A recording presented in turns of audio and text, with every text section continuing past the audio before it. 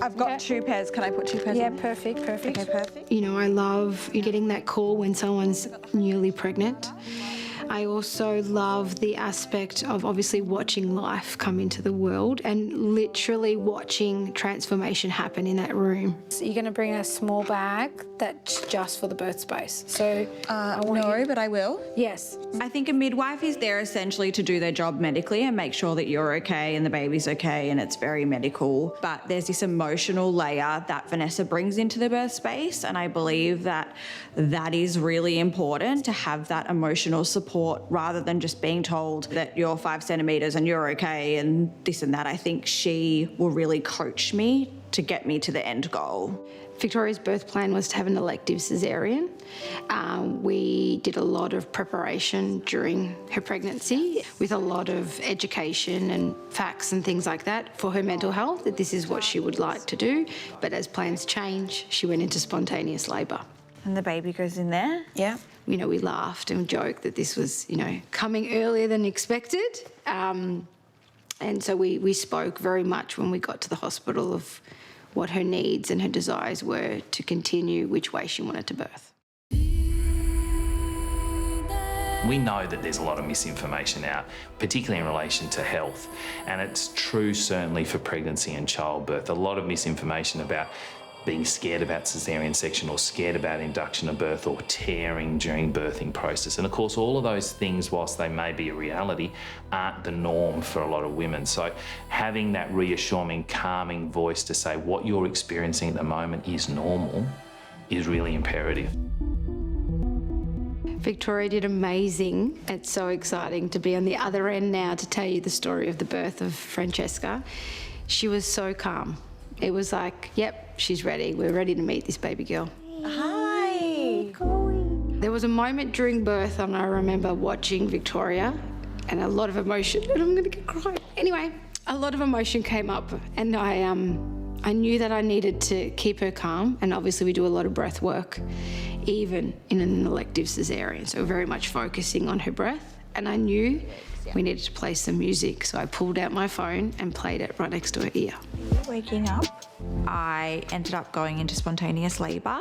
That was for 4 hours, and then I ended up in a C-section. That was my birth plan, so we stuck to it. My daughter came out and she wasn't breathing too well, so she ended up going to special care for 12 hours. My doula and my OB, so Jo and Vanessa, did not leave my side until she came out of special care at 7 p.m. that night. And I think that was really vital for my mental health, to go see her and be able to hold her for the first time. Here you go. Thank you. When you have a baby, your life changes. You know, you watch a couple walk in as they are, and they leave completely different. And this is their most vulnerable time in their life, is as they become parents. And to be by their side, I'm the first one, besides their obstetrician, to meet their baby. Come on, little chicken.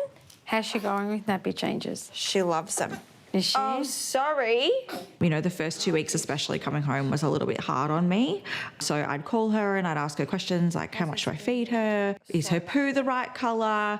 Just any mother question that I had, or any mental health question that I had that I could call upon her, was amazing. She would check in every day to make sure I was mentally doing okay, and she would check in on the baby every day as well.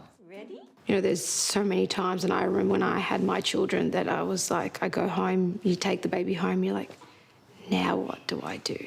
And having that person is important, to be able to almost like bounce off. That is not a friend, that's not family that they come with. It should look like this. Oh, yeah. We laugh and joke when we say sleep when the baby's sleeping. We know that doesn't ever happen. But making sure what that looks like and helping them each step, each week, and understanding not only what's happening with baby, but it's also happening with mum. A lot of women do it alone, and a lot of women just do it with their husband, and I don't know how, because having Vanessa has been life-changing for me. Little nut brown hair. Who was going to bed? To be part of someone's birth experience is an absolute honour, and I say this all the time. It's a blessing. I thank them for welcoming me into their space, and to then look back and go, oh my goodness, I was part of that. He tumbled upside down and reached up to the tree trunk with his feet. If I was to do it again and get pregnant, I would not. She'd be there. She would have to be a part of that journey because having her there as that extra support person is vital. Did you see the pictures? When it comes to my heritage and being a doula, and I think when I have conversations with my mum and we talk about it, how she's proud. I think it's something that's brought heritage back to Australia. I think it's important, and she remembers as a little girl, and now I'm creating that for my little girls.